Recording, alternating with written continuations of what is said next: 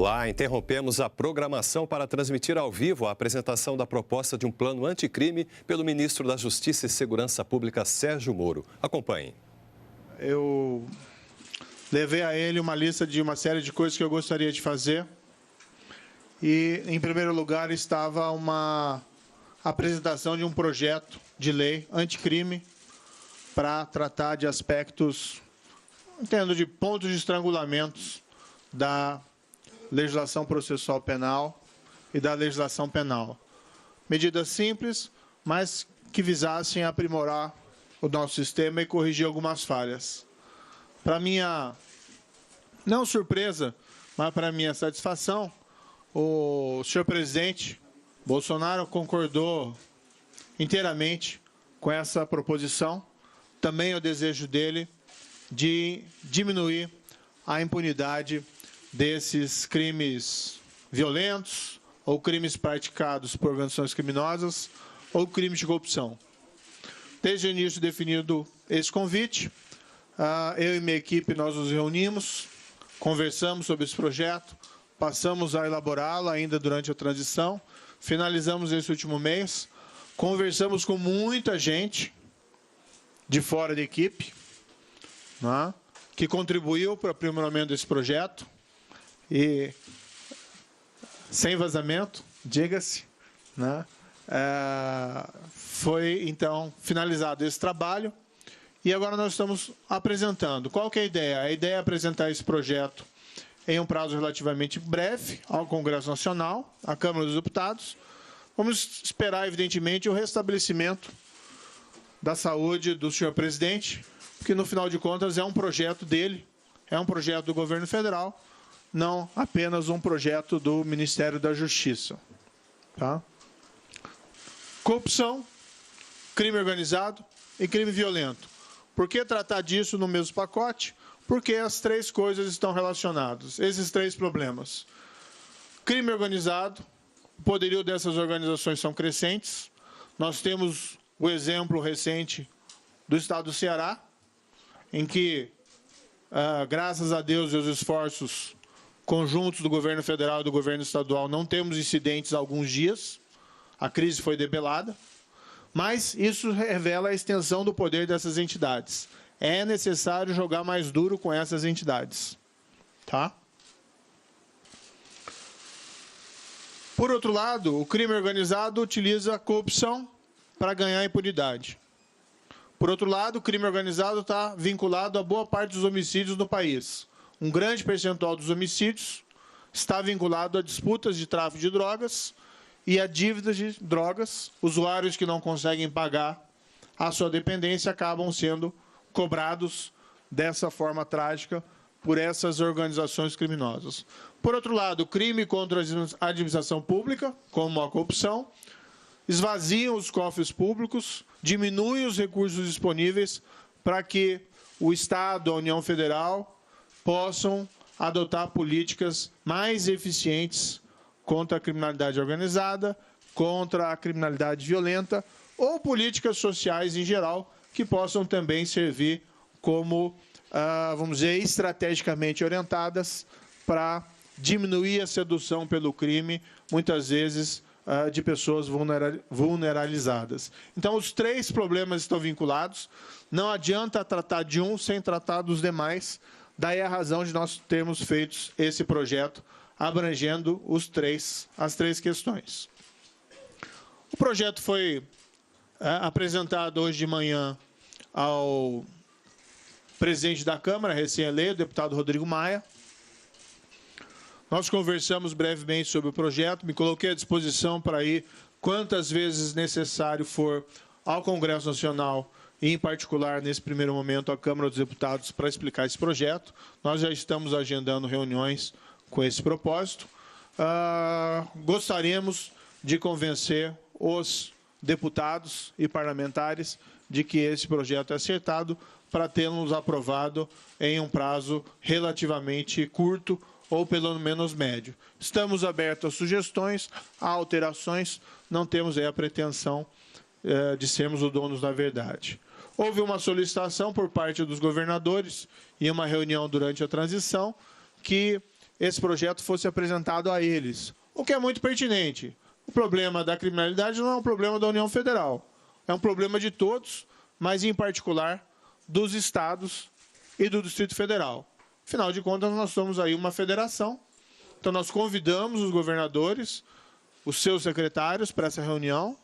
Infelizmente, por problemas de agenda, é impossível tê-los todos presentes, mas houve um quórum qualificado e quem não pôde vir enviou representantes qualificados, especialmente os secretários de Segurança Pública, mais envolvidos diretamente nessa questão. O projeto foi apresentado, nós ouvimos sugestões, vamos avaliar essas sugestões e algumas até já nos comprometemos a inserir no projeto. O ideal é que todos possam participar disso, embora o projeto tenha a sua origem no governo federal, e particularmente no Ministério da Justiça e no desejo do presidente Jair Bolsonaro, nós entendemos que essa é uma tarefa coletiva. A entrevista agora marcada é para apresentar à imprensa, o melhor veículo para transmitir informação à sociedade civil e à população, e com isso nós possamos receber também, vamos dizer assim, um feedback, sugestões, críticas da sociedade e da população a respeito do projeto. Ele ainda vai ser debatido no Congresso Nacional e sempre nós poderemos aprimorá-lo. Bem, muita gente sabe que eu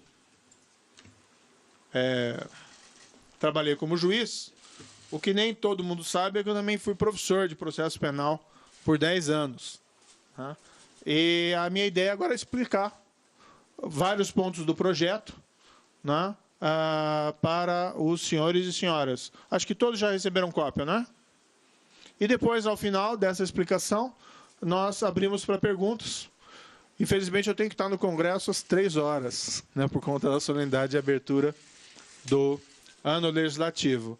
Então, nós não temos todo o tempo para poder passar a tarde aqui e explicar todos os pontos, mas fiquem cientes que o Ministério da Justiça e Segurança Pública está à disposição para, mesmo em outro momento, dar as explicações necessárias. Certo?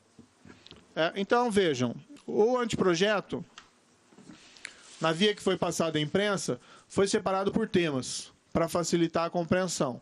Depois ele vai ser organizado na forma de um projeto de lei, com todas as formalidades legislativas específicas. Começa com a questão da execução provisória da condenação criminal em segunda instância. O governo federal tem a responsabilidade de liderar o processo de mudança. O Brasil vem, apesar da Operação Lava Jato, das condenações relevantes nos últimos anos, do fim da impunidade da grande corrupção, que se pode dizer, ainda embora haja muito o que fazer, o governo federal tem que assumir a liderança no processo de mudança e, para tanto, precisa de alterações mais gerais. Uma delas é a execução em segunda instância. O Supremo já afirmou 4 vezes que ela é constitucional. Nós queremos deixar isso claro na legislação ordinária. Ou seja, após o acórdão condenatório em segunda instância, inicia a execução. Certo? Isso é importante para a corrupção, isso é importante para crime violento, isso é importante para crime organizado. Não é só para uma corrupção. Certo? Não adianta nada nós mexermos no restante da legislação se o processo penal não funcionar. Se ele não chegar ao fim em um tempo razoável. Então, não adianta você levar a pena lá de crime, por exemplo, e não que o projeto diga isso, mas elevar a pena do crime de homicídio se o processo não chega no final. Eleva, fica algo simbólico e não funciona. Então, nós estamos mexendo nisso e essa é uma mudança fundamental. Paralelamente, nós estamos colocando na previsão legislativa que, excepcionalmente, após uma condenação em segunda instância, caso verifique o próprio tribunal ou a Corte Superior responsável por eventual recurso extraordinário ou especial a ser interposto, que, excepcionalmente, ele pode suspender a execução. Podem haver situações, vamos supor assim, uma pessoa é condenada por um crime de calúnia e esteja envolvida uma questão relativa à liberdade de imprensa. A ensejar um recurso extraordinário ao Supremo Tribunal Federal, o Supremo Tribunal Federal, numa análise sumária, entende lá, olha, pode ter alguma pertinência, tem plausibilidade, tem possibilidade de reverter a condenação. Dá o efeito suspensivo, mas não como regra. A regra, segundo o projeto, é que, a partir da condenação em segunda instância, inicia, como regra, a execução da pena. Como que é isso?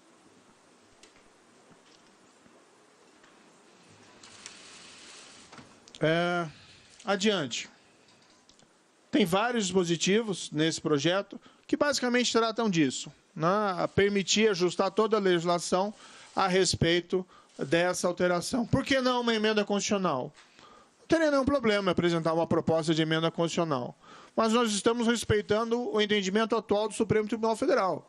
Por 4 vezes, o Supremo Tribunal Federal disse que é constitucional. Nós apenas vamos deixar claro, qual é a posição do atual governo federal sobre a questão. 2, modificar a legislação para deixar clara a posição do legislador quanto a esse tema. Na minha opinião, não tem necessidade, segundo a interpretação da maioria do Supremo, de alterar a Constituição. Pode-se fazer isso mediante uma alteração da legislação ordinária. Já foi anunciado, inclusive, também, isso publicamente, que o governo federal vai alterar sua posição no parecer apresentado nas ações diretas de constitucionalidade, ainda pendentes do Supremo, vai alterar o seu parecer no sentido de que é constitucional a execução em segunda instância. E aquilo que eu disse mais uma vez, é dever do governo federal liderar a mudança. Não é responsabilidade primária das Cortes de Justiça. O governo federal tem que mostrar a sua posição. Uma outra mudança importante. Execução imediata das condenações proferidas pelo Tribunal do Júri. O Tribunal do Júri tem competência sobre crimes dolosos contra a vida. Leia-se basicamente homicídios dolosos. Crime de extrema gravidade e de preocupação crescente pela quantidade desses crimes no Brasil. O recorde em 2016 de mais de 60 mil homicídios no ano no Brasil. Um crime de homicídio grave por si só, 60 mil, então, é um descalabro. A medida visa aumentar a efetividade do Tribunal do Júri competente para esses crimes. O Supremo Tribunal Federal, a primeira turma do Supremo Tribunal Federal, tem 2 precedentes dizendo que, para o Tribunal do Júri, em decorrência do princípio da soberania dos vereditos, se pode executar de imediato. Nós estamos nos baseando nesses precedentes e sugerindo a modificação da legislação ordinária para tanto. Tribunal do Júri, toda aquela solenidade, é um tribunal em que lembra aqueles filmes de tribunais, inclusive, que nós assistimos na televisão. É um julgamento muito mais solene e formal do que o julgamento por juiz monocrático. Nós confiamos a um corpo de jurados escolhidos dentre pessoas comuns da sociedade para proferir aquele veredito. O júri profere o veredito, eventualmente de um homicídio doloso qualificado, eventualmente de um homicídio doloso praticado com requinte e crueldade, e nós negamos efetividade a essa decisão. Eventualmente, o criminoso sai pela porta da frente. Eventualmente, ele pega um ônibus para ir embora para a casa dele e ainda divide as poltronas com os jurados, ou com testemunhas, ou com parentes da vítima.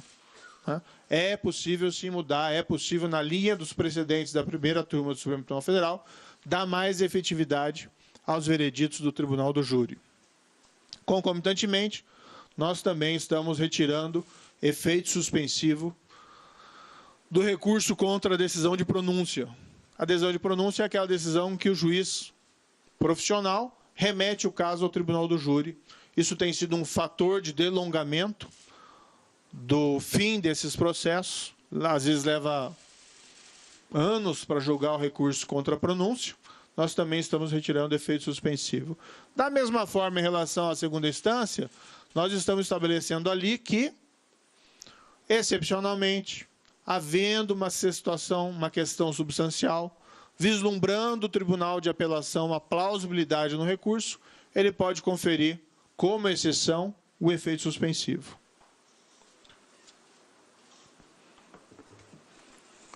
Há uma previsão de alteração dos embargos infringentes, que ele seja cabível quando houver divergência em julgamento de segundo grau, somente quando a divergência diz respeito à absolvição. O que nós assistimos com muita frequência é divergências de dosimetria de pena. Juízes dificilmente concordam em dosimetria de pena, porque os critérios são subjetivos. Então, a ideia é limitar isso à divergência em relação à absolvição. Mudanças relacionadas à legítima defesa. O que nós estamos aqui colocando é que a legítima defesa já está no Código Penal. Tá? A legislação estabelece que se alguém age em legítima defesa, não responde pelo crime. É uma excludente de licitude, como a gente chama no jargão técnico. A lei prevê que a pessoa, no entanto, responde pelo excesso doloso ou culposo. Se excedeu no exercício da legítima defesa. O que nós colocamos é algo que os juízes já fazem na prática. O juiz poder reduzir a pena até metade ou deixar de aplicá-la se o excesso decorrer de excusável medo, surpresa ou violenta emoção. O exemplo que ficou famoso nos anos próximos foi o caso do agressor daquela artista famosa, Carolina Dickmann. Houve uma reação do irmão dela, Ana Hickman, perdão. Não tenho tido muito de acompanhar o show business recentemente. Mas, enfim, houve uma reação por parte de um parente dela, que, em legítima defesa, acabou matando o agressor. Ele foi processado, ele acabou sendo absolvido, porque o juiz entendeu que não havia o excesso.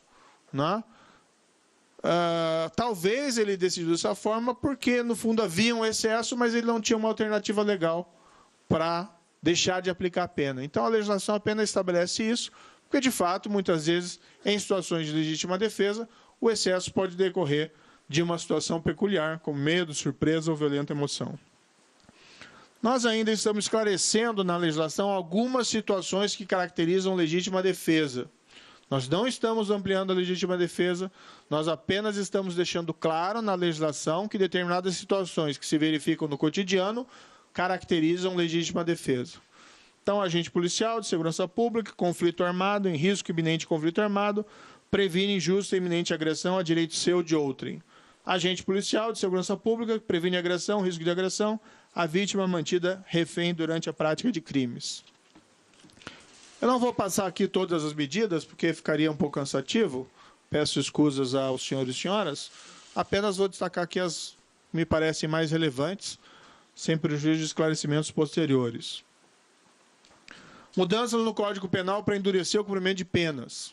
Nós não desconhecemos que existe uma situação carcerária difícil no país, que existe superpopulação nos presídios, tá? Mas é necessário endurecer o cumprimento de penas para determinadas espécies de crimes. Não é um endurecimento geral. Nós sabemos que o sistema não comporta endurecimento geral. Mas nós sermos mais rigorosos com crimes mais graves é algo consistente com os anseios da sociedade e não algo inconsistente com os nossos compromissos com o Estado de Direito, com o rule of law ou com a liberdade. Então, o que nós estabelecemos? Que, em caso de condenado que seja reincidente ou havendo elementos probatórios de que ele é um criminoso habitual, reiterado ou profissional, o regime inicial da pena será fechado. Não adianta fazer como se fazia no passado, em simplesmente aumentar o tempo de pena. Tem que saber qual que é o tempo de pena real em regime fechado. Que essa é a prisão de verdade. Regime semiaberto, regime aberto. É uma pena, mas não é prisão de verdade. Então tem que controlar isso e aumentar o tempo de regime fechado para a criminalidade mais grave. Aqui, basicamente, o alvo é o criminoso profissional. Certo? Se você é um criminoso profissional, o sistema vai ser mais rigoroso com você. Também estabelecemos que, em caso de crimes contra a administração pública, como peculato, corrupção ativa, corrupção passiva, o regime inicial, como regra, deve ser fechado. Os anseios da população por uma maior reprimenda contra a corrupção. Colocamos aqui uma exceção para não ferir o princípio da individualização da pena, que se for de pequeno valor, a vantagem indevida ou a coisa apropriada, ou se todas as circunstâncias do caso forem favoráveis ao agente criminoso, se possa estabelecer de maneira diferente. Então, por exemplo, uma coisa é um diretor da Petrobras que desvia em proveito próprio milhões de dólares. Outra situação é de um guarda de trânsito que recebe lá uma vantagem indevida para deixar de aplicar uma multa. É grave? É grave. Mas não precisa regime fechado no segundo caso. No primeiro caso, precisa. Também estamos estabelecendo regime inicial fechado. Tá? Regime inicial fechado para crime de roubo com arma de fogo. Pela legislação atual, eventualmente isso não é imposto. A pena fica abaixo do montante necessário para o regime fechado. Nós estamos estabelecendo isso como regra. O maior pânico do cidadão brasileiro é ser vítima de um roubo, e que o pior, de um roubo muitas vezes seguido de morte, nas ruas. Precisa ser mais rigoroso com esse tipo de crime. A população quer que as ruas fiquem mais seguras, não se resolve tudo pela lei, mas parte se trabalha com a lei também. Se tem que mexer na lei, tem que ser mais rigoroso para esse tipo de crime.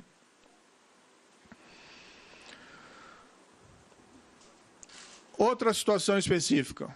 Esses tempos, um brasileiro foi condenado na Espanha porque havia assassinado uma família de brasileiros e esquartejado toda a família.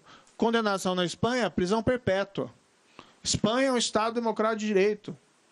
É um país com uma legislação avançada que protege não só os direitos das pessoas, mas como as liberdades. Não é um governo autoritário. Aqui no Brasil, as pessoas muitas vezes se sentem satisfeitas, com razão, porque homicidas qualificados ou pessoas responsáveis por crimes atrozes ficam menos de 10 anos na prisão. Tem que endurecer em relação a esse tipo de criminalidade. O que nós estamos estabelecendo é que, em caso de crime hediondo, com resultado morte, só há progressão da pena com 3/5 de cumprimento dela. Tá? Como eu disse, não adianta jogar a pena de 30 para 50 anos quando o percentual de pena de regime fechado é pequeno. Tem que aumentar o percentual necessário em regime fechado. Isso não é autoritarismo, isso não é fascismo, isso é rule of law. Temos que ser mais rigorosos com a criminalidade grave. É inaceitável que pessoas que cometem crimes hediondos com resultado morte apenas cumpram uma parte ínfima de suas penas e logo retornem ao convívio social como se nada tivesse acontecido.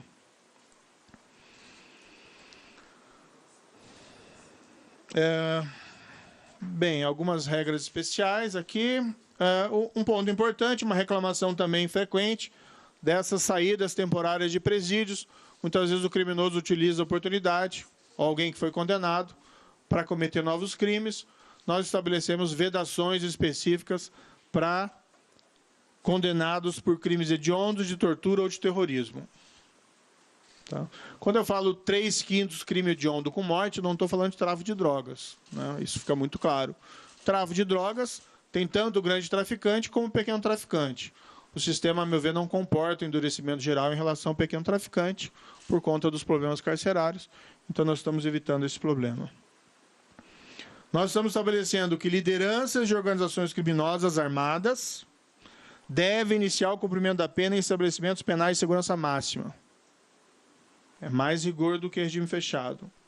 Nós estamos estabelecendo que o condenado por integrar a organização criminosa ou por crime praticado através de organização ou associação criminosa não poderá progredir de regime de cumprimento de pena ou obter outros benefícios prisionais se houver elementos probatórios que indiquem a manutenção do vínculo associativo. Qual que é a ideia da progressão de regime de cumprimento de pena? Preparar a pessoa para voltar ao convívio social. Então, ela começa no regime fechado, que é uma prisão mais rigorosa, vai para o regime aberto, vai para o regime aberto e vai para a liberdade. Nenhum problema quanto a isso. Entretanto, é de todo óbvio que se o condenado é membro ativo de uma organização criminosa, ele não tem condições de ser colocado em liberdade, de progredir de regime. Você quer colocar fora da cadeia alguém que tem aptidão para reinserir-se no corpo social sem praticar novos crimes. E você não quer colocar um soldado do crime organizado em liberdade. Então, se estabelece isso, e na nossa avaliação, isso transmite um recado importante para membros de organizações criminosas, de que a escolha em permanecer membro tem o seu ônus, que é a impossibilidade da progressão de regime. Também uma alteração importante, nosso ver, diz respeito ao conceito de organização criminosa. Nós praticamente mantemos a conceituação atual, mas nós nos baseamos em uma construção do Código Penal italiano, artigo 416 bis do Código Penal italiano, que descreve a associação criminal do tipo mafioso, em que eles basicamente, se os senhores e senhoras forem pesquisar o dispositivo, descreve o que é a Cosa Nostra e nomina especificamente algumas organizações criminosas que se enquadram no dispositivo. No caso italiano, a 'Ndrangheta e a Camorra. E a Cosa Nostra eles têm por implícito pela descrição no tipo penal. O que nós quisemos fazer é, bem, nós temos as nossas organizações criminosas, algumas conhecidas nominalmente, vamos então deixar claro na lei, como se diz lá, crystal clear, que essas organizações são organizações criminosas, também com o objetivo de um efeito preventivo. Então, considera essa organização criminosa, etc, etc, etc, organizações que se valham da violência ou da força de intimidação, do vínculo associativo, para adquirir, de modo direto ou indireto, o controle sobre a atividade criminal ou sobre a atividade econômica, como o 1º Comando da Capital, Comando Vermelho, Família do Norte, 3º Comando Puro, Amigo dos Amigos, milícias ou outras associações como localmente denominadas. O final significa que o rol não é exaustivo, tá? Não é possível nominar todas, nós nominamos algumas mais conhecidas e de maior alcance nacional, como o PCC e o Comando Vermelho. Senhores e senhoras vão ouvir críticas de advogados, de juristas, que essa técnica legislativa não é melhor, de nominar as associações. Bem, nós temos um bom álibi, que é o exemplo do artigo 416 bis italiano, no qual essas associações estão nominadas. E nós fazemos a lei buscando efeitos práticos, não para agradar necessariamente professores de processo de direito penal. Né? Com todo respeito a eles, eu também fui um deles, então é só uma observação de passagem. Isso pode ter um efeito importante, se aprovado, que manda um recado claro que essas organizações estão fora da lei, juntamente com as outras medidas que impõem regime em penitenciária de segurança máxima para lideranças e, igualmente, que proíbe progressão para aqueles vinculados a essas organizações. Uma proposta de alteração do Estatuto de Desarmamento. Aqui é a única proposta de incremento de pena do projeto, tá? Que é uma reclamação das autoridades policiais, é preciso tirar pessoas armadas da rua. Tá? Há uma reclamação de que a polícia prende e elas logo são colocadas em liberdade. Em parte porque as penas realmente do Estatuto de Desarmamento são modestas para esse tipo de crime. Então, nós estamos prevendo que, se a pessoa possuir registros criminais, condenação transitada e julgada ou por segunda instância, se ela estiver com uma arma, ilegalmente, a pena é maior. Tá? A pena é aumentada na metade. O objetivo é tirar pessoas armadas indevidamente da rua. Uma previsão de confisco alargado, que é uma medida prevista, por exemplo, em legislação estrangeira, como no Reino Unido, como em Portugal, para que criminosos profissionais, por crimes de gravidade, nas situações em que seja caracterizada profissionalismo no crime, crime de habitualidade ou vinculação à organização criminosa, possa haver um perdimento geral dos bens dessa pessoa, por uma espécie de constatação de que aquilo é produto de crime, é o chamado confisco alargado. Uma previsão de que, em confisco de obras de arte, isso possa ser destinado a museus, ao invés de ser vendido. Isso é decorrente de uma experiência da Operação Lava Jato, em que foram apreendidas várias obras de arte.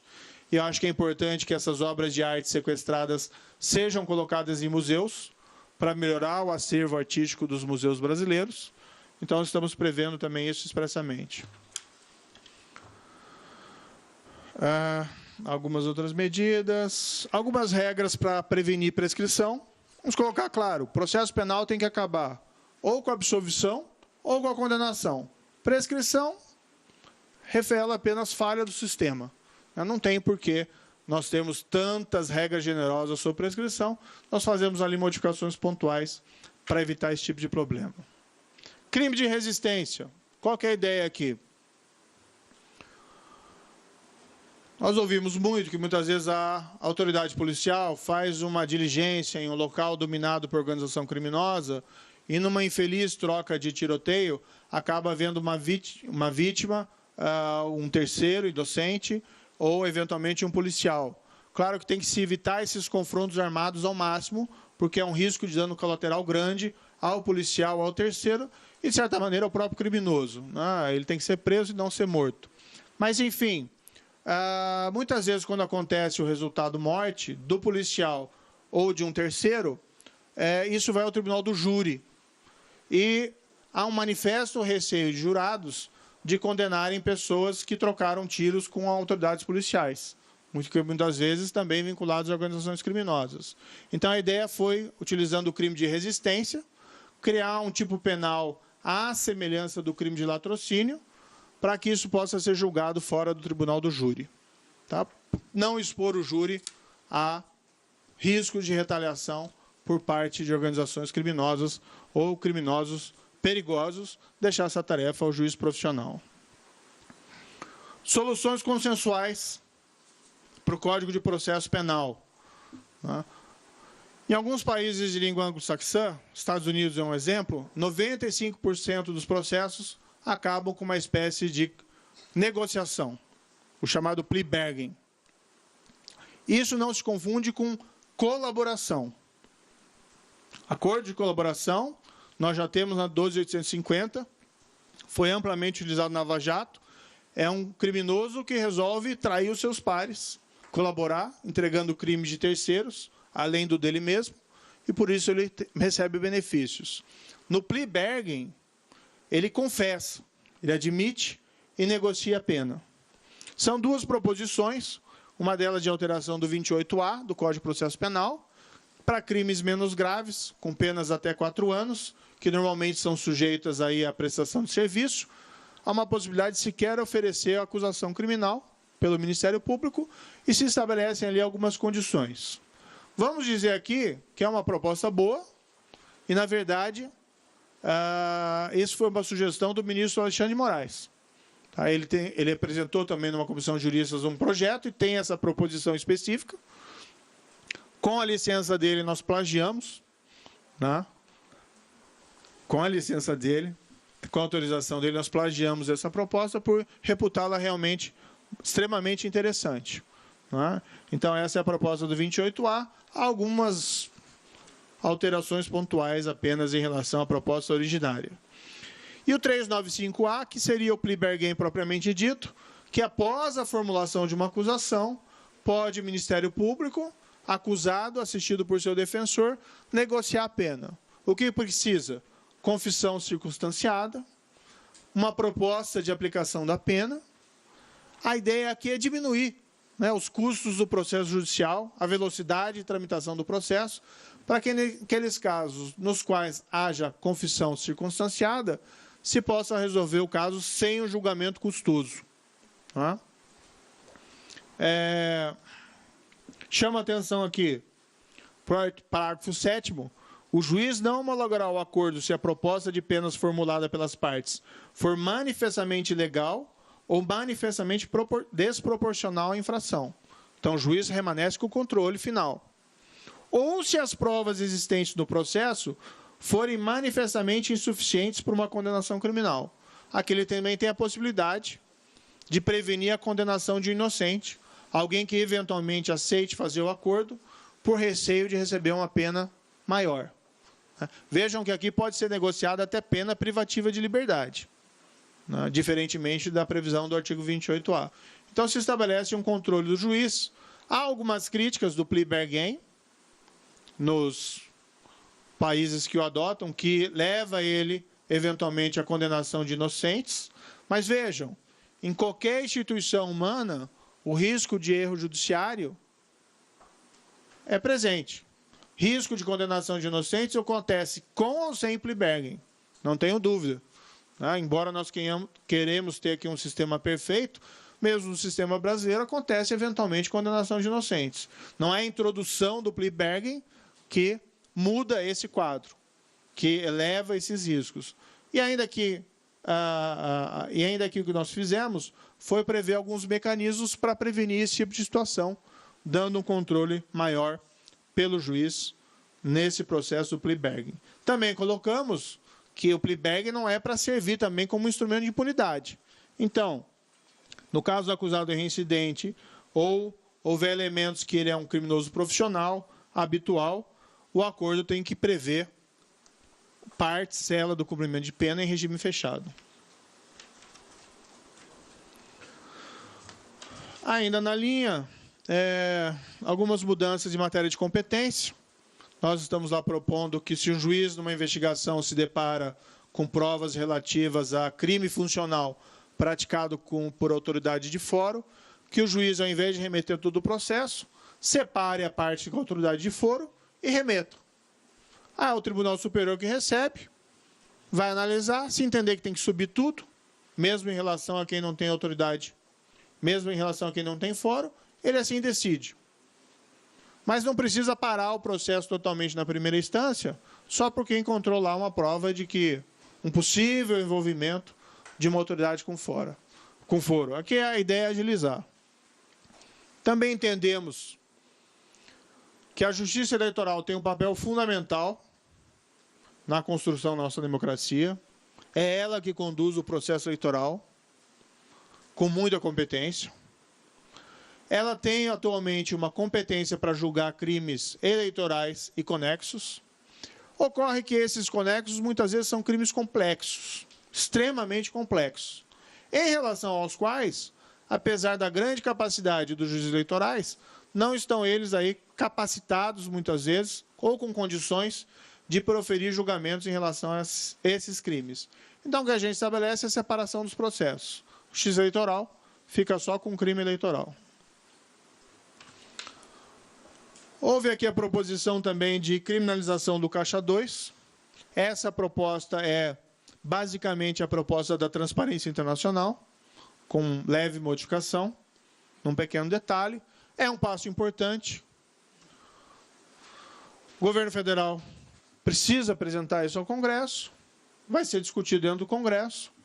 Acho que é uma medida importante para avançar e eliminar, vamos dizer assim, esse fator de trapaça dentro do processo eleitoral. É uma tipificação mais adequada a esse tipo de conduta.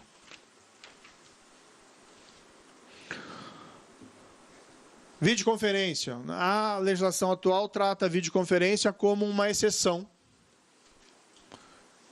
Em casos muito específicos, ela é possível ser realizada, a videoconferência com o acusado preso. Ocorre que informações que nós temos dizem, são no sentido de que os estados e o Distrito Federal têm tido gastos milionários com deslocamento de presos, escoltas para essas audiências.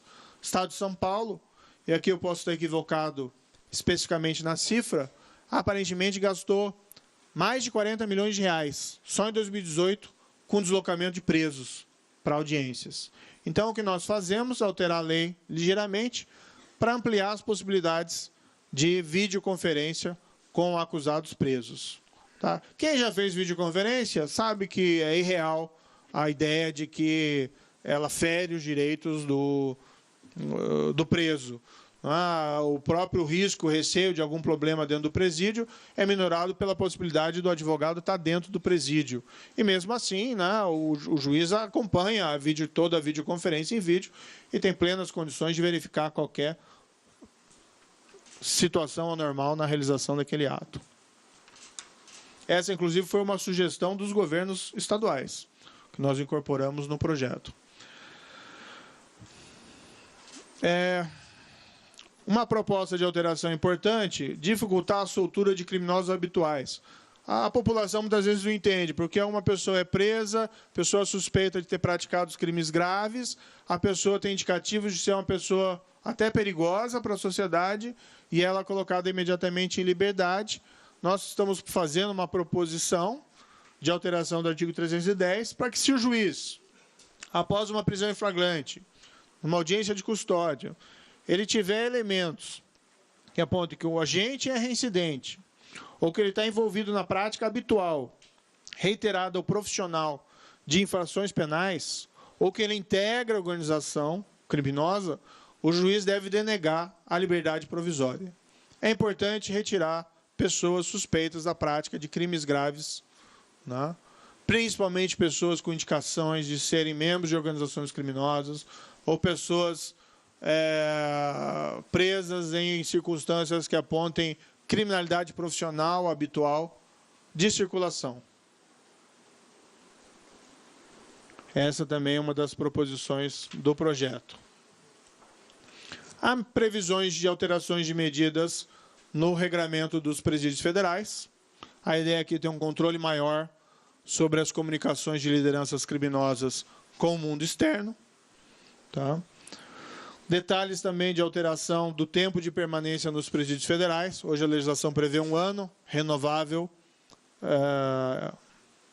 por iguais períodos. Nós estamos propondo até 3 anos, também renovável por igual período, para diminuir essas situações de exposição daqueles que requerem, aqueles que decidem sobre essa prorrogação, às situações de risco. Estamos propondo também que os estados do Distrito Federal possam construir ou instituir presídios de segurança máxima, aplicando-se a esses estabelecimentos as mesmas regras dos presídios federais. Claro que aqui com as devidas adaptações. Essa também é uma reclamação importante. Banco Nacional de Perfis Genéticos, né? Nós temos que pensar no futuro e não só resolver problemas do passado. É um instrumento muito importante para a resolução de crimes. A taxa de resolução de crimes no Brasil, especialmente de crimes violentos, como homicídio, é muito baixa.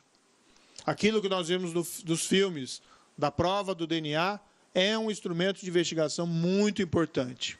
O criminoso comete um crime, se o local do crime for adequadamente preservado, se consegue colher vestígios corporais, analisa essa prova do DNA e faz o cruzamento com o banco de dados de perfil genético. O que é esse banco? Hoje a lei estabelece que todo condenado por crime violento tem extraído o perfil genético. Basicamente é uma moderna impressão digital do perfil genético dele. Isso não pode ser utilizado para pesquisa do gene criminoso, mas é sim uma impressão digital. Se cruza, se houver uma conferência positiva, se tem uma prova muito significativa de que aquela pessoa é o autor do crime. Países como os Estados Unidos têm 13 milhões de perfis genéticos armazenados. Reino Unido, cerca de 6 milhões. No Brasil, nós temos, apesar da lei ser de 2013, nós já temos uma lei que instituiu o banco, nós temos cerca de 30 mil perfis genéticos armazenados. Nem a lei atual é adequadamente cumprida, e nós vamos trabalhar para que ela seja cumprida integralmente. Uma das promessas do Ministério é que nós cheguemos em 2022 integralmente cadastrados perfis genéticos dos presos condenados aos quais a lei se refere, mas nós queremos também ampliar. Todo condenado por crime doloso tem o perfil genético extraído. Tá? Há aqueles que dizem que isso fere um princípio da não autoincriminação. Não, ninguém está obrigando o preso a confessar. O que o princípio da vedação da autoincriminação estabelece é que você não pode extorquir confissões, e não que você não pode colher o fio de cabelo ou passar um cotonete na boca do condenado, porque foi condenado, para integrar o perfil genético dele, o Banco Nacional de Perfis Genéticos. A ilustrar, os países que deram origem ao princípio da não autoincriminação, que é os Estados Unidos e o Reino Unido, tem lá, respectivamente, 13 e 6 milhões de perfis genéticos extraídos e inseridos nesses bancos. Também aqui relevante, nessa linha, também de incrementar, né, instrumentos de investigação, a criação de um Banco Nacional de Perfis Balísticos, que é o DNA da arma de fogo utilizada, e o Banco Nacional Multibiométrico de Impressões Digitais. Até hoje nós não temos um Banco Nacional de Impressões Digitais, o que revela uma certa, vamos dizer assim, explica muitas vezes a baixa resolução de crimes violentos ou crimes em geral pela nossa Polícia Judiciária. É preciso habilitar a Polícia Judiciária a utilizar instrumentos modernos para a descoberta desses crimes. O banco de perfil balístico, como eu disse, é o DNA da arma, e, por outro lado, o Banco Nacional Multibiométrico é olhar para o futuro. Tá? Inclusive, ali, previsão de extração, de utilização de registros como impressões digitais, dados biométricos, íris, face e voz, e ali existe uma série de condicionamentos para a formação desse banco. Na mesma linha de aumentar mecanismos hábeis para a investigação, nós temos uma regulação mais apropriada no Brasil daquilo que é chamado de operações encobertas. Nos Estados Unidos, por exemplo, se utiliza com muita frequência um policial que vai à rua comprar droga, comprar arma, participar de uma operação de lavagem, seja em relação a pequenas transações, seja em relação a grandes transações. É colocar um policial em contato com a atividade criminal para que ele atue para descobrir esses crimes de uma maneira eficiente. A legislação do Brasil, embora preveja lá a infiltração de agentes, ela é um pouco dúbia em relação a algumas situações. O que nós estamos colocando na lei é, de uma maneira clara, que se um policial compra droga ou compra material de insumo para droga, isso não exclui o crime daquele que vendeu ou entregou. Da mesma maneira de armas. E da mesma maneira do policial que participa de uma operação de lavagem. Não exclui o crime. Vocês, senhores e senhoras, vão ouvir, às vezes, algumas afirmações de que isso viola uma súmula antiga do Supremo Tribunal Federal, que fala de flagrante preparado e flagrante esperado. Não viola. Essa é uma interpretação do Supremo que foi feita com base na legislação ordinária, em um tempo que o Supremo ainda era o Supremo e reunia a competência do STJ, e com base no que nós temos na figura no nosso direito do crime impossível. Mas isso é legislação ordinária. É só mudar a legislação ordinária para superar o problema. E veja, aqui é um agente policial disfarçado que age para revelar um crime, não para provocar um crime. Ainda assim, nós colocamos na legislação uma cautela para prevenir aquilo que se fala no exterior de uma armadilha para o inocente, para evitar o que chama lá, por exemplo, nos Estados Unidos, do entrapment. Então, é crime desde que hajam elementos probatórios razoáveis de conduta criminal pré-existente daquele que participa da transação. Está melhor detalhado ali no dispositivo. A previsão de possibilidade de criação de equipes conjuntas de investigação pelo Ministério Público Federal, Polícia Federal, com as suas congêneres estrangeiras. Isso potencializa a cooperação jurídica internacional. É extremamente importante. Uma regulação mais detalhada da escuta ambiental. A escuta ambiental já é feita no Brasil. Teve um caso muito interessante em Curitiba, em que a Polícia Federal, com a autorização judicial, colocou um dispositivo de escuta num carro, que era utilizado por um grande líder de tráfico de drogas, e a captação ambiental daquelas conversas, o indivíduo era o chamado Éder Conde, pode ser resgatado a história desse caso, com as escutas ali realizadas, se produziu uma prova categórica de que aquele indivíduo estava envolvido em grandes carregamentos de drogas e ele foi condenado por conta disso. O Supremo já decidiu que é constitucional, questão de ordem no inquérito 4242, posso estar enganado aqui com o número, mas enfim, acho que é 2424, mas tudo bem. Peço que jornalistas depois chequem.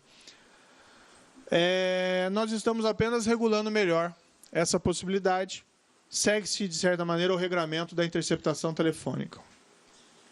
Concomitantemente, nós estabelecemos que realizar a captação ambiental, a escuta ambiental sem autorização judicial é crime. Isso é uma salvaguarda contra a utilização abusiva do instrumento, por exemplo, sem autorização judicial. E nós finalizamos com a introdução da figura do informante do bem, aquilo que chamam lá do whistleblower, né? É uma fonte potencial de informações de crimes contra a administração pública, e nós fazemos uma regulação aqui bastante simples. Desde o início, o objetivo do projeto foi que não fosse um projeto complexo, que fossem medidas muito pontuais e não extenso projeto de lei, com vários artigos complexos. Existem propostas muito interessantes, que não foram aqui incorporadas, Mas esse projeto de lei é o nosso carro-chefe inicial. Isso não impede que nós apresentamos outras propostas no momento oportuno. Antes de abrir... Bem, vamos abrir a perguntas, tá?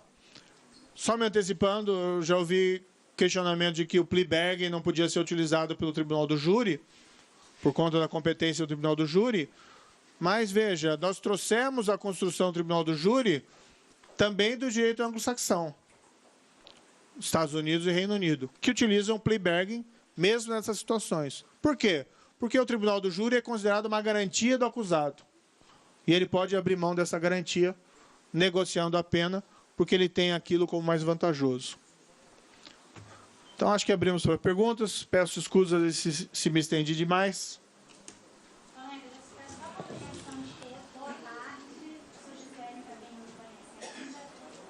Só a compreensão, porque às 3 horas tem o Congresso, o ministro vai ter que se retirar para o Congresso. São 21 inscritos, a gente separou um por veículo. A gente está começando com a Rádio Gaúcha. Ministro, boa tarde. Os governadores saíram daqui elogiando as medidas de endurecimento, mas preocupados com o número de vagas em presídios. O senhor citou que só os crimes graves prevêem um endurecimento, mas muitos pequenos criminosos se alinham a facções e logo não teriam progressão de regime, e isso acabaria aumentando bastante a demanda de vagas. O que o governo federal vai fazer para apoiar os estados na construção de presídios ou no encaminhamento de recursos? E um segundo ponto, sobre a criminalização do Caixa 2, o senhor acredita que a mudança vai valer de forma retroativa quem já cometeu e até admitiu ter cometido esse crime? Não, veja, foi muito oportuna a conversa com os governadores, porque assim, vamos admitir a real situação. É um problema geral, não só do Estado, mas da sociedade, da população. E os estados são aqueles na linha de frente, muitas vezes, nessas questões de segurança pública. Então, conversar com eles é uma abertura para o diálogo. Fico feliz que eles tenham gostado, os comentários normalmente foram positivos, e nós precisamos do apoio deles realmente para a aprovação desse projeto. Podem ser discutidas sugestões, como eles fizeram, e nós incorporaremos algumas sugestões. Talvez todas, vamos analisá-las. A questão do projeto é muito clara, endurece em relação à criminalidade mais grave, e não endurece em geral. Agora, um pequeno traficante que é membro de organização criminosa já não parece ser um pequeno traficante, já parece ser algo diferente. Tá? Então, assim, o recado da nova legislação que está sendo propondo é claro: se integrar a organização criminosa, não progride de regime, certo? Também tem essa expectativa, não é de endurecimento, mas é um efeito dissuasório para que essas pessoas integrem organizações criminosas. Então, o objetivo pretendido é esse.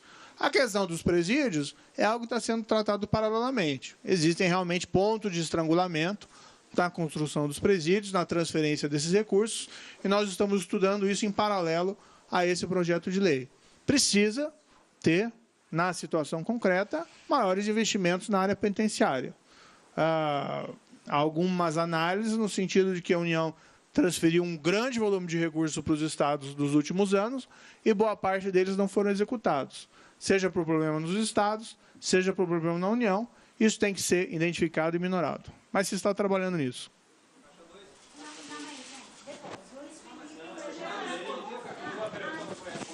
O Caixa 2, tá? Sim, são várias perguntas, então, se puderem se limitar a uma ou duas, porque eu acabo esquecendo também. A questão do Caixa 2, a proposta não revoga o tipo atual que prevê a conduta do Caixa 2, que é o artigo 350 do Código Eleitoral, que trata como se fosse uma falsidade ideológica. Então, na verdade, ele introduz um novo artigo sem revogar o anterior. Então, quem cometeu o Caixa 2 no passado continua enquadrado no artigo 350 e não nessa proposta. Evidentemente, a proposta, por proibição constitucional, se aprovada, não retroage. Aí é uma proibição constitucional da irretroatividade da lei penal.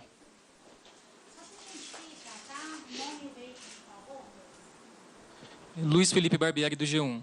Ministro, eu quero saber como vai funcionar na prática esse controle do se houve excesso por excusável medo, surpresa ou violenta emoção. Como vai acontecer, evitar que isso fique à mercê de um juízo subjetivo, como isso pode ser controlado. E esse texto, inclusive, já sofreu resistência no Congresso, inclusive acho que um texto que falava em susto, algo nesse sentido. Por que o senhor acredita que isso vai avançar agora? Olha, são situações muito fáceis de serem explicadas. Alguém que, eventualmente, tem que se defender numa situação de legítima defesa, por um momento de tensão, acaba cometendo algum excesso. Isso dá ao juiz a possibilidade de reduzir a pena ou deixar de aplicá-la. Ele vai avaliar a situação concreta. Veja, isso já acontece na prática. Só que o que os juízes, em geral, fazem é não reconhecer o excesso, porque a legislação não dá alternativa. Então, é melhor a legislação ter uma solução para essas questões, que seja legal, o juiz vai resolver. A questão, quem vai decidir? Quem vai decidir é o juiz, né? Os juízes trabalham sempre com conceitos jurídicos indeterminados. E nós não podemos prescindir de todo da aplicação subjetiva da lei. É subjetiva, sim, mas tem os parâmetros. E o juiz vai avaliar a situação concreta. Naquele caso, por exemplo, da atriz que foi atacada, parece que o juiz proferiu uma decisão acertada, que não punia aquela pessoa. Ficaria mais fácil o trabalho do juiz se houvesse essa previsão legislativa. Não havendo, ele acabou tendo que reconhecer que não houve excesso. Mas, no fundo, houve um excesso motivado por violenta emoção. É melhor que a legislação contemple a situação.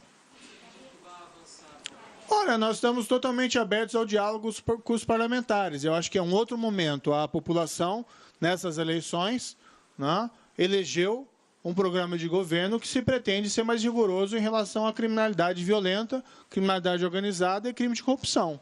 Isso reflete também uma mudança, alteração, muitas vezes, da composição do Congresso Nacional. Então, nós estamos abertos a apresentar o projeto e buscar convencer os parlamentares do seu acerto e também abertos a eventuais alterações do projeto, segundo as sugestões que forem apresentadas. É o trabalho de convencimento. Oi. Ministro Gabriel Palma, da TV Globo. Rapidamente, só um acréscimo à pergunta dele. Essas alterações são para forças policiais ou para qualquer pessoa? E minha pergunta é relacionada à medida sobre o conceito de organizações criminosas. Com essas considerações, há uma equiparação das milícias com as facções criminosas? Veja, no primeiro ponto, é uma alteração do Código Penal. Então, ele vale para qualquer pessoa que pratica a legítima defesa e comete um excesso, né? Seja um agente público ou seja uma pessoa comum. No segundo ponto, a legislação que tipifica organizações criminosas, ao meu ver, já permite o enquadramento dessa entidade, das milícias, como organização criminosa. A proposta apenas deixa claro que é essa situação mesmo, assim como em relação às outras organizações criminosas. Boa tarde, ministro. Manuela Borges, TV CNT. Eu gostaria de saber de que forma essas medidas podem desarticular as facções criminosas que estão instaladas nos presídios. A gente sabe que a reincidência é um problema grave, cerca de 70% dos criminosos reincidem. Então, haveria essa superlotação nos presídios e as facções estão instaladas lá e a gente sabe que as ordens saem de lá de dentro. De que forma essas medidas podem desarticular? E sobre essas exceções com relação à prisão, à condenação em segunda instância, o veredito do Tribunal do Júri, isso não poderia novamente judicializar essa questão da prisão, da condenação em segunda instância, essas exceções, enfim? Bem, do primeiro ponto, veja, as leis não servem para nada se elas não forem aplicadas. Então, a ideia do projeto é dar maior efetividade ao sistema. Por isso é fundamental a execução em segunda instância e a execução dos vereditos do Tribunal do Júri. Também é fundamental você dar instrumentos de investigação modernos e hábeis para os agentes policiais. Claro que isso depois vai ter que ser utilizado na prática. Não adianta você ter autorização legal e isso não ser feito. Então, paralelamente a esse trabalho de aprovar o projeto de lei, há uma série de medidas executivas sendo planejadas e algumas já executadas, certo? A mesma questão das facções criminosas. Você tem que retomar o controle dos presídios. É simples? É fácil? Não, não é simples, é fácil. Mas você não resolve tudo com a lei. Você tem que ter a lei como uma aliada e, por outro lado, você tem que ter medidas executivas. Então, o problema da superpopulação carcerária, como é que se resolve? Há quem diga que abrindo a porta das cadeias. Eu acho que, pelos níveis de criminalidade do Brasil, não me parece ser a solução mais sábia. Tá?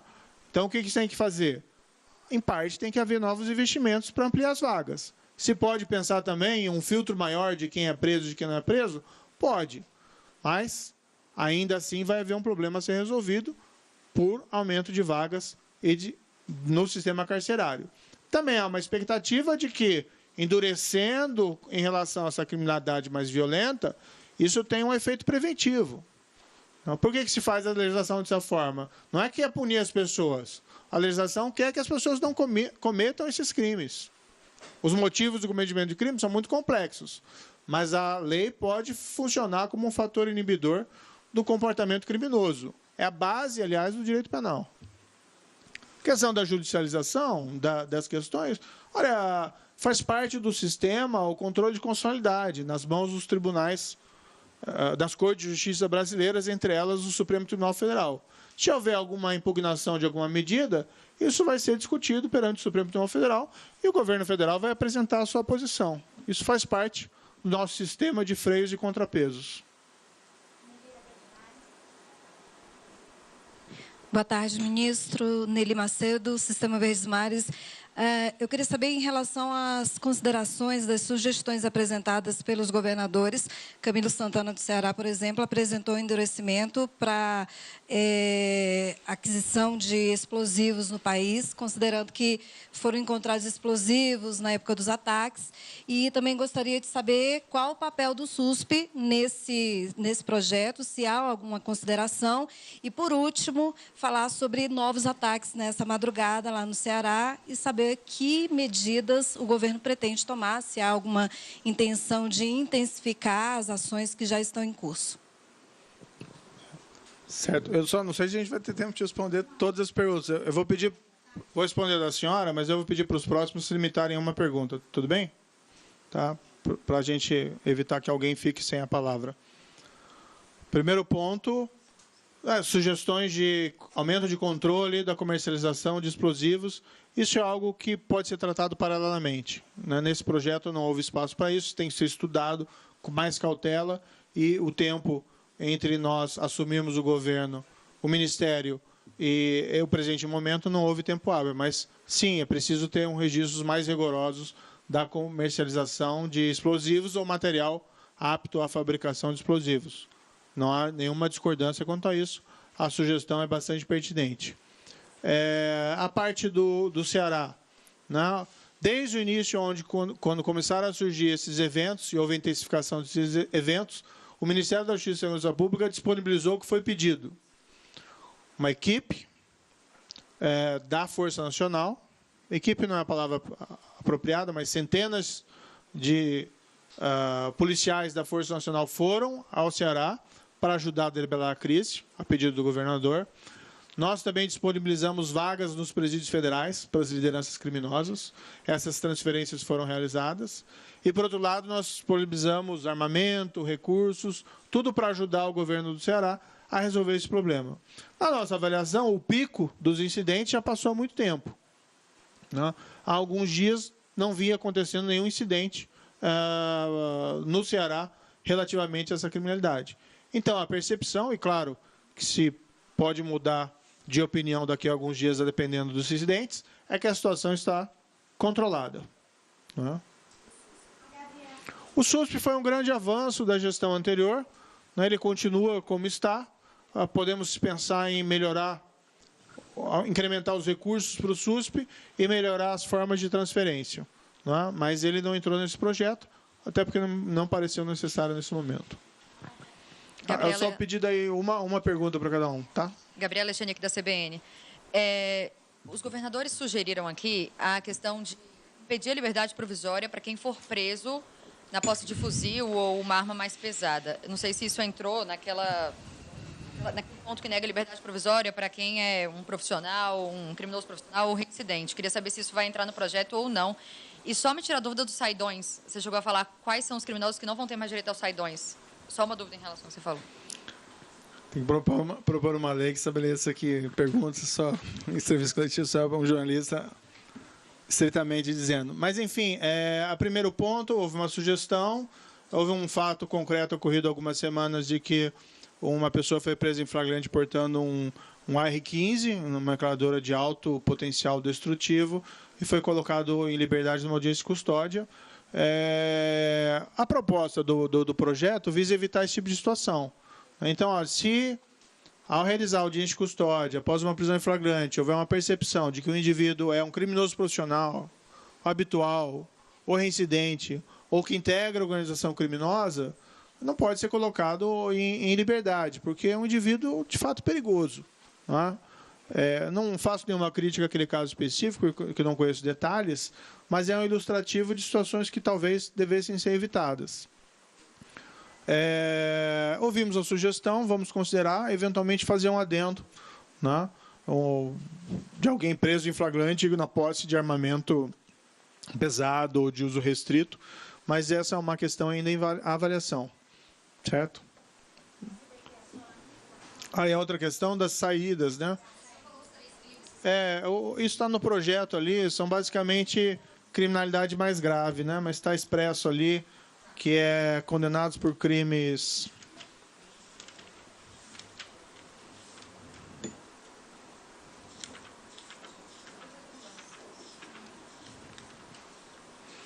tem que procurar aqui, não é tão extenso, mas condenados por crimes hediondos, tortura e terrorismo. Ministro Daniel Adjuto do SBT, com relação à segunda instância, o senhor fez questão de ressaltar várias vezes que já há entendimento do Supremo quanto a isso. A gente tem um novo julgamento, mais um agora, dia 10 de abril. Se houver a mudança desse entendimento, o senhor entende que o Congresso deve se atentar a essa mudança? Desculpa fazer a segunda, mas eu preciso, a redução da maioridade penal, que é uma promessa de campanha, por que não está nesse pacote ou ela não é tão prioritária assim? Bem, no primeiro ponto, o Supremo controla a sua própria agenda. Cabe a ele definir quando vai efetuar o julgamento e, evidentemente, o governo não tem pretensão de controlar o que vai ser decidido. A expectativa é que sejam mantidos os precedentes. De todo modo, né, o governo, desde logo, apresenta a sua posição sobre o tema, também veiculando esse projeto de lei ordinária. Para o governo, é importante a execução em segunda instância. O Congresso deve seguir o entendimento decidido? Como? O Congresso, a meu ver, nós vamos tentar convencer o Congresso do acerto dessa legislação ordinária. E, veja, o Congresso, em princípio, se for pensar em questão constitucional, o que se tem no momento são os precedentes afirmando a constitucionalidade. A maioridade demandaria uma emenda constitucional para redução de 18 para alguma idade, então esse projeto se pretende ser um projeto de legislação ordinária. Então não teria como ser enquadrado nesse presente momento. Ministro, boa tarde. Rodolfo, do Correio Brasiliense. Ministro, o Fórum Brasileiro de Segurança Pública emitiu uma nota sobre o projeto. Ele observa que a maior parte das medidas refere-se aos crimes de corrupção, mas analisa que a proposta é superficial ao que se refere à área de segurança pública. Diz que trata-se apenas do endurecimento de algumas penas. O Fórum alega que não aborda a desarticulação das polícias, a falta de um sistema nacional, a desvalorização das carreiras públicas, a falta de estrutura das perícias e sobre precariedade da investigação policial. A pergunta é, ministro, o governo estuda apresentar em breve um outro conjunto de medidas abordando essas questões colocadas pelo Fórum Brasileiro de Segurança Pública? Olha, em 30 dias não deu realmente para resolver o problema da segurança pública no Brasil. Existe uma série de medidas que têm que ser tratadas paralelamente e boa parte dessas medidas mencionadas não depende de lei, depende de ação executiva. Então, estruturar as perícias dos estados. Não precisa de lei, eu preciso de investimento. Isso o governo federal pretende fazer. Agora, respeitadas as críticas, é um projeto que avança, sim, muito, respeitando a promessa que foi feita pelo presidente Bolsonaro durante a sua campanha, de endurecimento em relação à criminalidade organizada, crime violento e corrupção. Veja que nós não vimos nenhum projeto consistente, com todo respeito, nos últimos governos em relação a essas atividades. Houve avanço, sim, vamos reconhecer, a questão própria do SUSP foi importante, um grande mérito do ministro Raul Jungmann, mas, no que se refere a uma alteração mais abrangente como essa, abrangente ainda que pontual, não houve. O governo está fazendo diferente, o governo está mostrando o que veio. Nós vamos melhorar. E é um projeto diferente do que houve no passado. Nós não estamos incrementando, simplesmente chegando lá e aumentando pena de 20 para 30, 30 para 40, 40 para 50, ou coisa parecida, que isso muitas vezes é inefetivo. Nós estamos mexendo, quando endurece o sistema, no regime de cumprimento de pena. Mas, paralelamente a isso, há uma série de outras medidas importantes para a própria investigação criminal. Aumento do banco do perfil genético, criação do Banco Nacional Multibiométrico, a criação do Banco Nacional de Perfis Balísticos. Então, é uma proposta consistente. Claro que vão surgir opiniões várias sobre o projeto, nem todas aí convergentes. Isso faz parte da liberdade de opinião.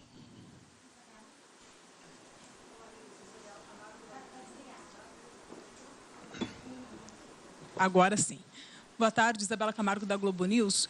Alguns assuntos, como o senhor já destacou, a criação do perfil de banco genético, assim como de perfis balísticos, esbarram no outro problema, como o senhor já disse, já tem lei e não chegou a ser aplicado, que é o orçamento. É uma negociação que começa agora? Bom, foi feita uma estimativa dos orçamentos necessários para a implementação desses bancos e não é uma coisa assim tão expressiva. Claro que demanda investimentos, mas não é algo assim formidável, certo?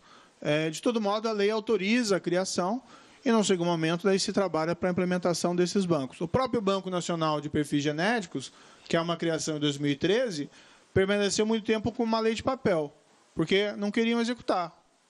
Aprovaram a lei e havia aqueles que entendiam que aquilo não deveria ser implementado, que é equivocado. Além da lei ter superado os problemas de discussão quanto à conveniência e oportunidade desse banco, é um instrumento moderno de investigação. O que nós vamos fazer mesmo em relação a esse banco é implementá-lo mais incisivamente. Como diz, nós queremos ter esse banco, isso também demanda custos, recursos orçamentários, nós temos previsão nesse ano para incrementar essa política e vamos propor recursos maiores para os próximos anos. Certo? O que nós temos que fazer, muitas vezes, é empregar bem esses recursos. Claro que, num cenário de crise fiscal, os recursos são limitados, mas existem recursos para a segurança pública. Se existem esses recursos, vamos focalizá-lo da forma em que ele possa gerar melhores resultados do ponto de vista da prevenção e repressão a essa criminalidade. E qual que é a pior criminalidade que nós temos que lidar? Essa de corrupção, crime organizado e crime violento. Ministro Isadora Peron, do Valor Econômico. Eu queria que o senhor explicasse um pouquinho melhor como é que vai ser esse excludente de licitude para os policiais. A crítica é que isso vai dar uma liberdade para eles matarem, enfim, sem serem punidos.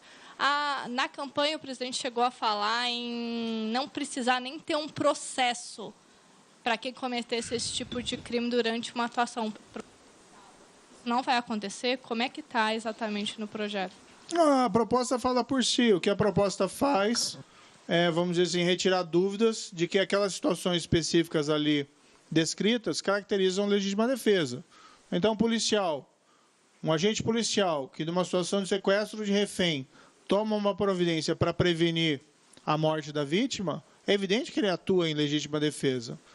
No entanto, às vezes, por questões até discricionárias ou subjetivas de interpretação da lei, às vezes essa situação não era assim entendida. Então, nós apenas deixamos claro na lei, nós apenas extraímos do conceito de legítima defesa, né, situações que a elas são pertinentes. Então, não existe nenhuma licença para matar. Quem afirma isso está equivocado, não leu o projeto. É uma interpretação. Não estou dizendo que é o caso da senhora, estou dizendo que quem falou isso, sei lá se alguém falou isso, não é isso. É um projeto consistente com, vamos dizer assim, império da lei. Império da lei e respeito a direitos fundamentais. Tá? Ministro, boa tarde. Sou Afonso Benites, repórter do El País. Por gentileza, com relação à condenação em segunda instância, tem essa questão que já foi e voltou do STF várias vezes. Por que vocês não sugerem uma mudança constitucional ao invés de um projeto de lei? Na interpretação atual do Supremo Tribunal Federal, já é uma medida constitucional. O Supremo Tribunal Federal, desde 2016, por 4 vezes, apesar de todos os rumores de que haveria mudança de posição, reafirmou que a execução em segunda instância não fere a presunção de inocência. como, aliás, é na maioria dos países do mundo. Então, vamos ver lá. Onde nasceu a construção da presunção de inocência? Quer dizer, tempos imemoriais. Mas os países que construíram mais incisivamente um sistema de proteção de direitos, mas com processo penal eficiente, França e Estados Unidos. Em ambos os países, não se entende que a presunção de inocência veda execução, seja de uma condenação em primeira instância, seja de uma condenação em segunda instância. Então, assim, fere a presunção de inocência? Não, a presunção de inocência é relacionada com a prova. Para condenar alguém, você precisa ter prova categórica, e não propriamente com prisão após julgamento. Certo? O Supremo afirmou isso 4 vezes, nós estamos dando fé aos precedentes do Supremo Tribunal Federal, pura e simplesmente.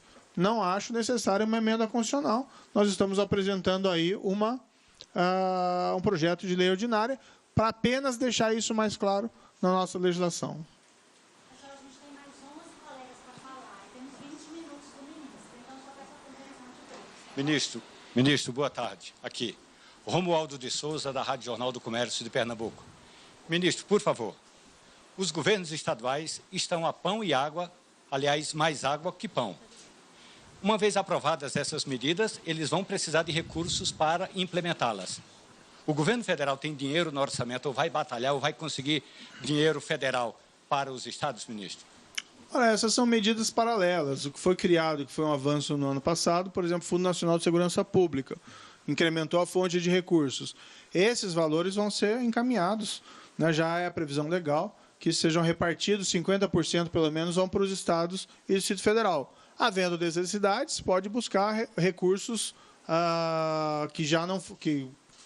recursos fora do que já foi previsto. Então, nós precisamos ter presente em que um projeto de lei não resolve todas as coisas, às vezes precisam ser aplicadas, executadas, e claro que isso demanda investimentos. O governo federal está disposto a disponibilizar esses recursos, os estados também disponibilizar os seus próprios recursos. Claro que esses recursos não são infinitos, mas se pode fazer muito com os recursos que se tem. Boa tarde, aqui ministro, Gabriela da TV Bandeirantes. Eu gostaria de saber qual a expectativa, né, de aprovação do projeto e quando. Isso é muito difícil, né, de fazer alguma estimativa. Eu estive hoje, estive hoje com o presidente da Câmara dos Deputados, o deputado Rodrigo Maia, e conversamos sobre o projeto rapidamente. Eu acho que há uma receptividade do Congresso Nacional em relação a projetos que incrementem a qualidade da segurança pública no Brasil. Porque as vítimas constituem a população brasileira. Né? Os vários deputados foram eleitos, inclusive, com essa bandeira de incrementar a qualidade da segurança pública. A população brasileira tem o direito de ter maior segurança na sua vida, não ser assaltado na esquina, ou não ter um pequeno comércio e ser vítima de um roubo, muitas vezes de coisa pior. Então, acho que é uma margem realmente para mudança. Claro que esses projetos têm que ser debatidos no Congresso, isso é natural, não há nenhum problema quanto a isso. Nós vamos buscar, né, que esse projeto do governo federal, do presidente Jair Bolsonaro, seja aprovado num prazo que permita uma deliberação, mas que seja um prazo razoável. Né? Mas é impossível estabelecer estimativas nesse momento. Alô. Boa tarde, ministro. Breno Pires, do Estadão. Algumas propostas que estão contidas no projeto de lei já foram ou naufragaram no Congresso ou foram rejeitadas pelo Supremo. Por exemplo, no caso do Supremo, a fixação do regime inicial obrigatoriamente fechado para crimes hediondos já foi declarada inconstitucional. Está na sua proposta, assim como também a da corrupção, o peculato, né, também teriam o regime inicial fechado. Então, no caso do Supremo, por que acreditar que isso não vai ser barrado agora? E no caso do Congresso, por que acreditar que medidas como as de combate à corrupção, confisco alargado, criminalização do Caixa 2, entre outras, que naufragaram no Congresso, vão agora ser aprovadas na sua proposta? Bem, no Congresso, eu digo que é um outro momento político. Então, uma abertura maior para propostas relacionadas a essa área de corrupção. Muitas vezes, no passado, houve também muitos problemas de conflitos e tensões decorrentes do momento circunstancial. Acredito que essas questões foram muito superadas com a eleição do novo governo federal. E o governo federal agora é um parceiro para melhorar essas medidas. Talvez não tenha sido tanto em relação, por exemplo, a medidas contra a corrupção no passado, com todo respeito. Então se pode mudar, é um novo momento político. Quanto ao Supremo, tudo é possível de questionamento e debate, né? Eu estava no Supremo, quando o Supremo decidiu que o regime inicial fechado para crime de tráfico de droga era inconstitucional. Mas o que ele estava pensando? Ele estava pensando no pequeno traficante. Não está pensando naquele que é responsável para a prática de crimes graves. E veja que, se nós formos olhar a proposta, sempre tem uma válvula de escape. O regime inicial fechado, para quem for condenado por corrupção, por exemplo, salvo se de pequeno valor a vantagem indevida ou se as circunstâncias do artigo 59 lhe forem todas favoráveis. Então, nós aprendemos também com erros do passado e nós colocamos a redação desses dispositivos para ser consistentes com os entendimentos do Supremo Tribunal Federal. Não existe nenhum óbice, nenhuma violação ao princípio da individualização da pena nesse caso, porque o próprio dispositivo dá margem a exceções.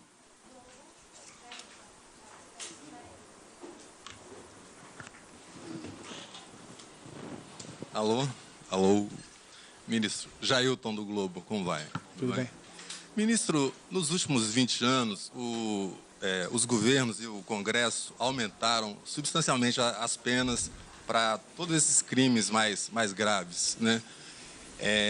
A gente está vendo aqui agora que a sua proposta, o pacote, é basicamente um recrudescimento penal, né? Como é que o senhor acha que esse recrudescimento penal que está sendo proposto vai ter impacto na redução do número de homicídios? Há 20 anos atrás, matava-se 40 mil pessoas no Brasil por ano. Depois desse recrudescimento penal, né, a gente hoje está vendo, como o senhor mesmo citou aí no começo da entrevista, mais de 60 mil homicídios por ano. Para mim, essa é a questão central da sua administração. Como é que vai se reduzir o número de homicídios? O senhor acha mesmo que essas mudanças legais vão ter impacto na redução de homicídios? De que forma? O senhor acha que os criminosos que cometem esses crimes bárbaros, eles têm algum sentido de contenção em relação a medidas legais? Senhor Jair, eu discordaria inicialmente, respeitosamente, da afirmação que é apenas recrudescimento penal. Como nós dissemos, uma medida de todas implica em elevação da pena, que é para, basicamente, porte ilegal de arma por quem tem registros criminais pretéritos. As outras medidas são relativas ao regime. Então, mudança. O que se fez no passado? Muitas vezes se incrementava o tamanho da pena sem que isso tivesse impacto real por conta da manutenção das regras de regime. Mas, às vezes, mesmo o incremento tratamento mais rigoroso pode ser exitoso. Vamos lembrar a situação que acontecia no início da década de 90, que era relacionada, o final da década de 80, que era relacionada a, vamos dizer, uma epidemia de sequestros para fins de extorsão mediante sequestro no Brasil. Às vezes com morte da vítima, às vezes, graças a Deus, sem a vítima ser assassinada. Houve um incremento da pena e, ao lado disso, houve uma maior ação eficiente da investigação e da polícia e esse crime foi reduzido em muito. Não que ele não aconteça, ele acontece. Mas aquela epidemia que envolvia essa extorsão mediante sequestro, da época da década de 90, foi resolvida. Então, não é assim tão singelo afirmar que isso não significa nada. Ao contrário, isso significa sim. Agora, como eu disse, as leis não servem para nada se não forem aplicadas. Paralelamente, tem que ter uma série de medidas executivas que aumentem a eficiência da repressão e da prevenção desses crimes, né? Agora, não é recrudescimento apenas, nós estamos incrementando os mecanismos de investigação, nós estamos estabelecendo regras mais duras para progressão de regime para alguns crimes, exatamente para tirar o criminoso da rua por mais tempo. Isso tem sim um impacto na segurança pública. É inegável isso é cientificamente demonstrado e até resultante, vamos dizer, de um juízo simples de bom senso, que se o criminoso é inabilitado a cometer crimes, ou seja, se ele é neutralizado em uma prisão, isso tem um impacto na segurança pública.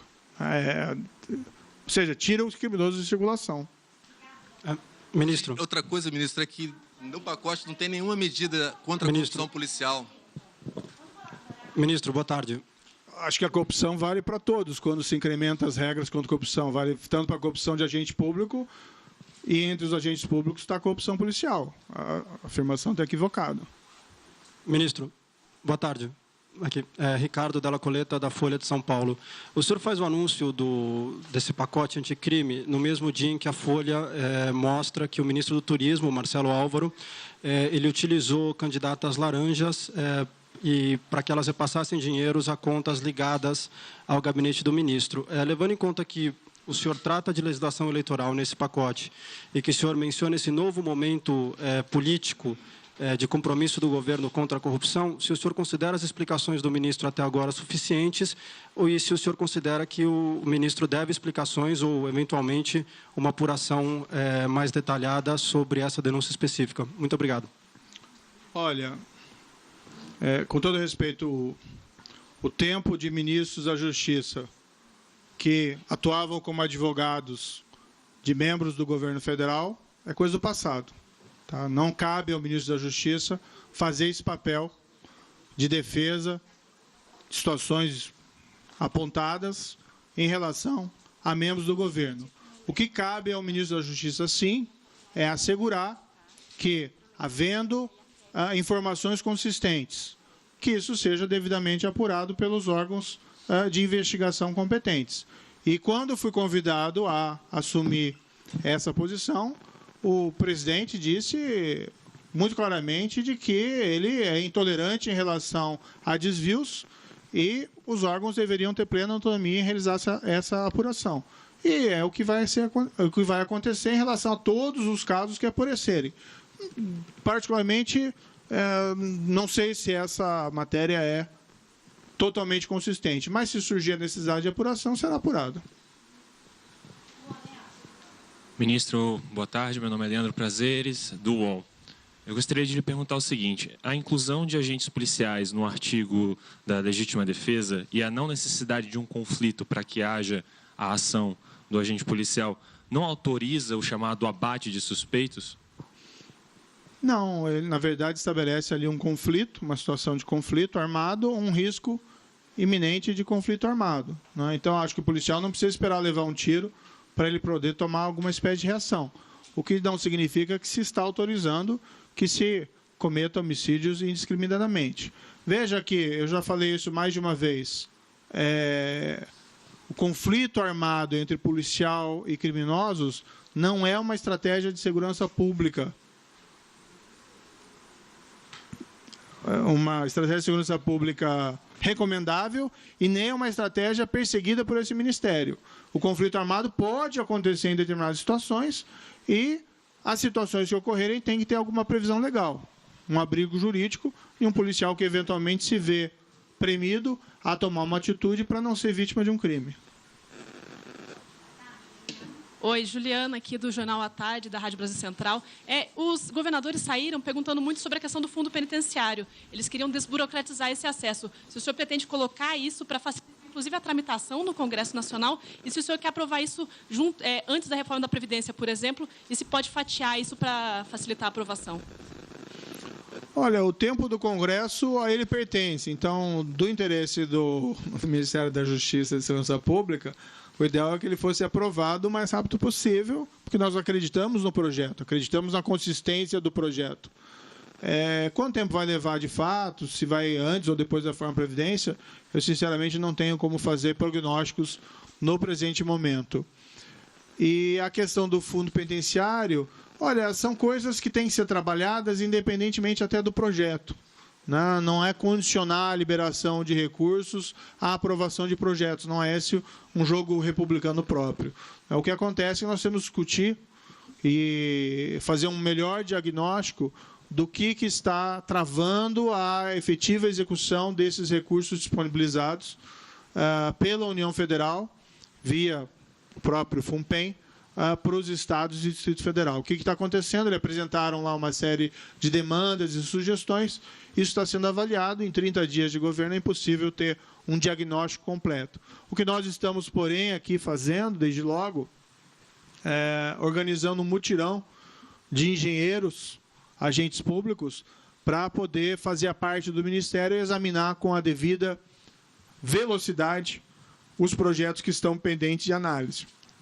O que nós queríamos também fazer com o tempo é construir uma série de modelos de presídios, modelos de projetos de presídios, para que nós tivéssemos esses modelos de projeto à disposição dos estados e do Distrito Federal, para que eles, querendo construir um presídio, escolhessem um desses modelos já pré-existentes, não tendo, portanto, necessidade de se começar tudo novamente. Seria uma espécie de modelos, projetos à la carte. O Exército faz isso em relação, por exemplo, à construção de quartéis. Ele tem modelos pré-prontos, ou seja, quando se quer construir um novo quartel, já se pode utilizar um daqueles modelos pré-existentes. Isso pode facilitar e muito destravar a realização desses investimentos. Então, é uma série de medidas que estão sendo pensadas. Mas não cabe colocar no projeto isso, porque são medidas executivas. Boa tarde, ministro. Kelly Cadanos, da Gazeta do Povo. Queria insistir um pouco nessa questão da tramitação no Congresso. O presidente da Câmara, Rodrigo Maia, disse hoje que a reforma da Previdência é a prioridade deles. E a bancada da Segurança Pública já determinou como prioridade, disseram que vão apoiar o projeto do Ministério, mas já definiram como prioridade uma flexibilização no porte de armas. Disseram que essa é a prioridade número 1 deles após a reforma da Previdência. Qual que é a prioridade que o senhor espera que esse projeto tenha efetivamente no Congresso? Qual que é o prazo razoável que o senhor mencionou mais cedo para a tramitação? Não cabe a mim imposição de prazos para o Congresso Nacional.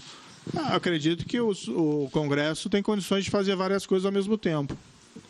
Então, esse projeto não é um óbice apreciação da reforma da Previdência ou a eventual flexibilização no porte de armas e vice-versa.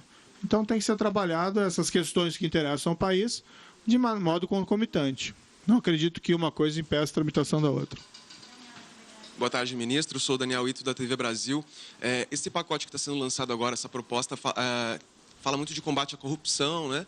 Busca o combate à corrupção. E, nesse sentido, no dia 24 do mês passado, foi publicado um decreto assinado pelo vice-presidente Hamilton Mourão, que aumenta o nível de sigilo dentro das informações de governo. Eu gostaria que o senhor explicasse, por gentileza, sobre os benefícios desse decreto, se ele não vai contra essas medidas de combate à corrupção. Obrigado. Olha, esse é um tema não afeta aqui a questão dos projetos.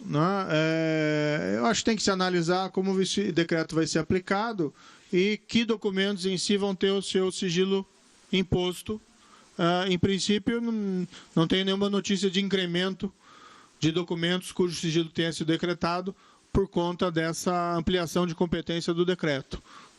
Claro que a gente compreende a preocupação da imprensa, com transparência e com a eventualidade de uma ampliação dessa competência, mas, de fato, não existe um impacto real até o momento quanto a esse decreto. Não houve um incremento de documentos ou medidas que tiveram seu sigilo decretado.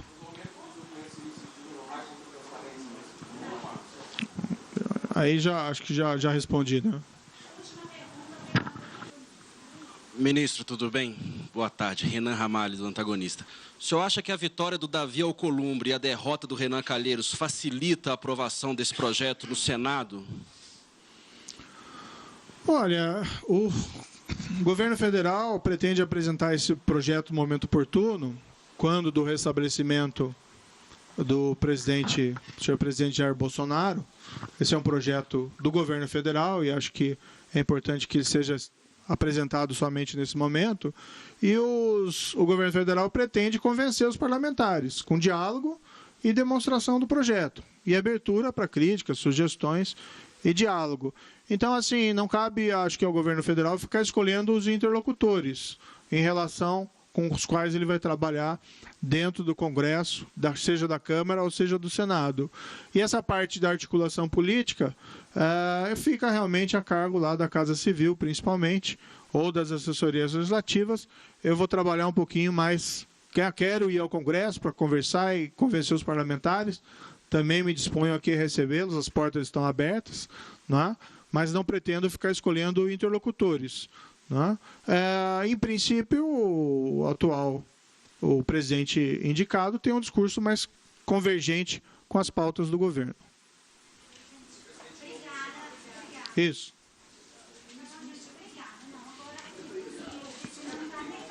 Prezados, eu vou agradecer a atenção de todos.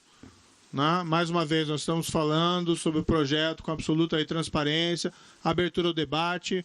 São bem-vindas as críticas.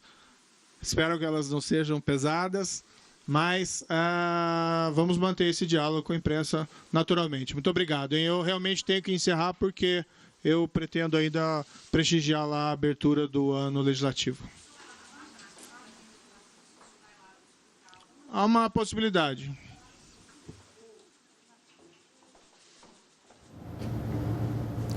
Nós acompanhamos ao vivo, direto do Ministério da Justiça e Segurança Pública, a apresentação pelo ministro Sérgio Moro de um projeto de lei anticrime. O ministro afirmou que o plano tem o apoio do presidente Jair Bolsonaro e visa combater o crime organizado, a corrupção e os crimes violentos no país. A ideia, segundo Sérgio Moro, é adequar a legislação à realidade atual para dar mais agilidade no cumprimento das penas, tornar o Estado mais eficiente e diminuir a sensação de impunidade. Assim que estiver finalizado, o projeto será encaminhado ao Congresso Nacional. Nós ficamos por aqui. Mais informações você acompanha ao longo de nossa programação e também pelas nossas redes sociais. Continue com a gente na NBR, a TV do Governo Federal.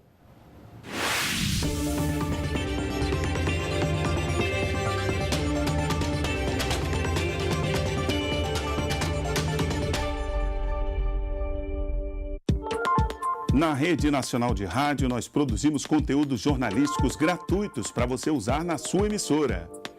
E agora você pode ouvir e retransmitir direto da internet nossa programação. Entre no nosso site, clique no botão ao vivo e tenha acesso aos melhores programas, com prestação de serviços aos cidadãos, atualização de programas do governo federal e, é claro, a Voz do Brasil. Todo dia uma programação nova para você.